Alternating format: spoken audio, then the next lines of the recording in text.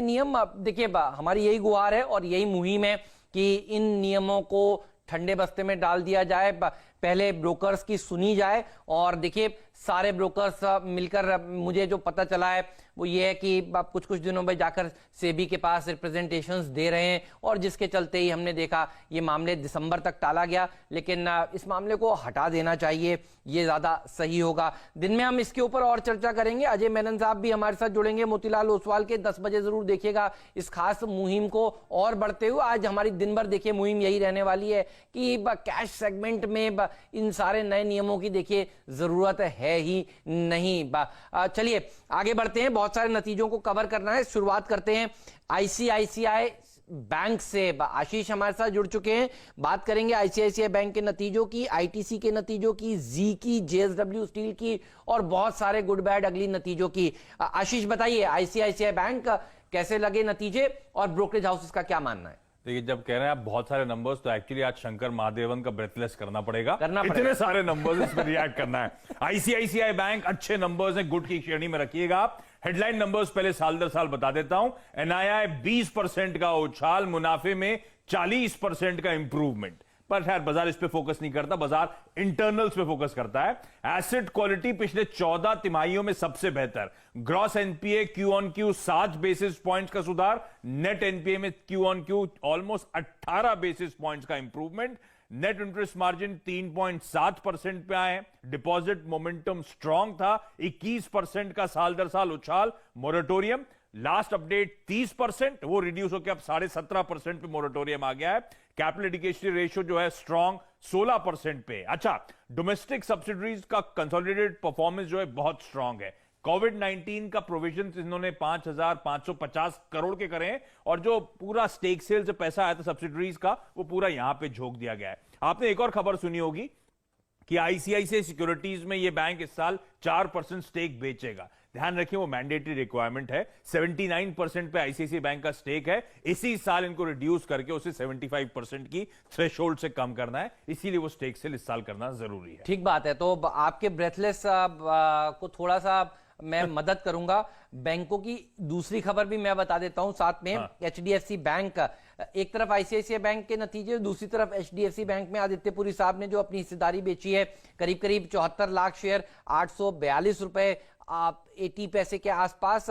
ये देखिए खबर भी आज बैंकों के ऊपर भारी पड़ सकती है, एचडीएफसी बैंक पर। एक बार राय ले लेते हैं भसीन साहब से। भसीन साहब, आईसीआईसीआई बैंक में क्या अप्रोच हो, जिन्होंने पिछले हफ्ते शेयरों में खरीदारी करी और आप कहते रहे कि बहुत ही बढ़िया रैली देखने को मिलेगी और बीता हफ्ता आईसीआईसीआई बैंक ने आउट परफॉर्म किया है। एचडीएफसी बैंक में इस खबर का क्या असर देखने को मिलेगा? तो हिम्मत, आपको याद है 340 350, मैंने कहा था जुलाई में आपको 400 का भाव दिखेगा। आई थिंक 2 दिन पहले 395 396 हिट कर गया। अभी भी मैं सोचता हूं ICICI is the best large cap bank that should be in your portfolio. I can not rule out के end of the year closer to 500 rupees could be the target. On HDFC Bank, it is a simple thing. Mr. Puri is now past his, he's in the resignation mode. उन्होंने कर लिया, he has created a behemoth.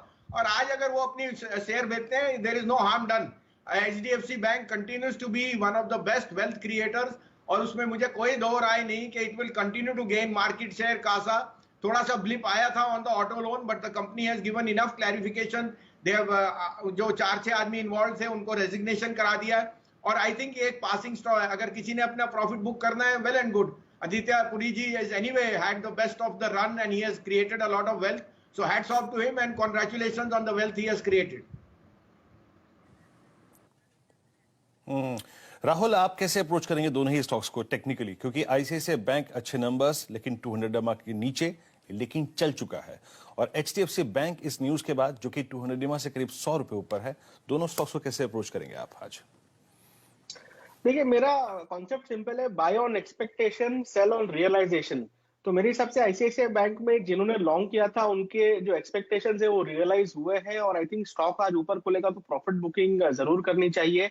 400 के आसपास ये stock का एक technical target भी था। साथ ही में ओवरऑल जो स्टॉक है यहाँ पर डेफिनेटली एक बार प्रॉफिट बुक करना चाहिए, उसके बाद में कैसा शेप लेता है उसको देखना चाहिए। एचडीएफसी बैंक पे जरूर थोड़ा सा मार्केट की नजर रहेगी आफ्टर मिस्टर पुरी है सोल्ड शेयर्स, बट मेरे हिसाब से ओवरऑल जो सेटअप है बैंक्स का, थोड़ा सा मुझे लग रहा है कि जहां पर प्रॉफिट मिल रही है लेनी चाहिए, और साथ ही में जो बैंक्स नहीं चले हैं उन पे हमें फोकस करना चाहिए। बिल्कुल सही बात है। तो देखिए लॉन्ग टर्म में आईसीआईसीआई बैंक 500 का भाव दिखेगा, ये भसीन साहब का स्टेटमेंट याद रखिएगा। सीएलएसए कहता है 480 का टारगेट दिखेगा, और सिटी कहता है 500 का टारगेट दिखेगा, मॉर्गन स्टैनले कहता है 500 का टारगेट दिखेगा, लेकिन थोड़ी बहुत प्रॉफिट बुकिंग आ सकती है। और इसीलिए आशीष, मैं तो पिछले हफ्ते शुक्रवार को भी कह रहा था एक बार मुनाफा जो है वो बांध लीजिए, वो ज्यादा अच्छा है।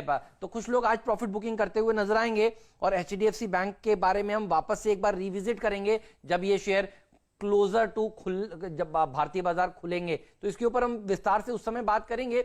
लेकिन आईटीसी इसके नतीजे कैसे आए आशीष, ये बताइए।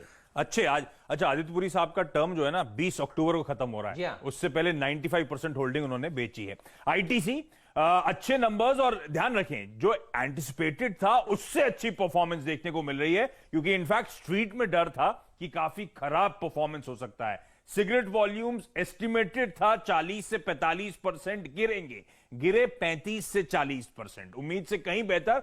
और वजह थी कि आपको याद होगा इसके कंपटीशन का जो प्लान था टोबैको प्रोडक्शन का, वो बंद पड़ा हुआ था, तो उससे भी मार्केट शेयर गेन्स आईटीसी को मिले हैं। तो साल दर साल Q1 में आय 21% गिरी, 24% गिरने का अनुमान था।